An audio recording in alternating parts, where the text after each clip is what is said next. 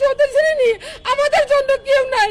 মাননীয় প্রধান উপদেষ্টা, আপনার কাছে বিনীত প্রার্থনা করিতেছি, আমাদেরকে নবম পে স্কেল দিন।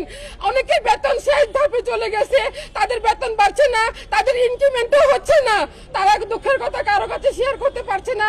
এমনকি অনেক ব্লগ পোস্ট আছে যে তারা সেই পোস্টের প্রমোশনও পাচ্ছে না। আমাদের ভাই বোনরা অনেক নির্যাতিত, অনেক নিষ্পেষিত এবং অনেক বৈষম্যের শিকার। তারা কোনো কিছু কারোর কাছে বলে কোনো সহায় পায় না। মাননীয় প্রধান উপদেষ্টা মহোদয়, আপনার কাছে বিনীত প্রার্থনা করছি, শুধু আমার একার জন্য নয়, সারা বাংলাদেশের কর্মচারীর পক্ষ থেকে আমাদেরকে জাতীয় নবম পে স্কেল ঘোষণার দিন আমাদেরকে বাঁচার পথ দেখান। আমরা স্বাধীন দেশের জনগণ, আমরা ফ্যাসিস্ট সরকারের মতন না। আশাবাদী, আপনাদের উপরে আমার বিশেষ আস্থা আছে।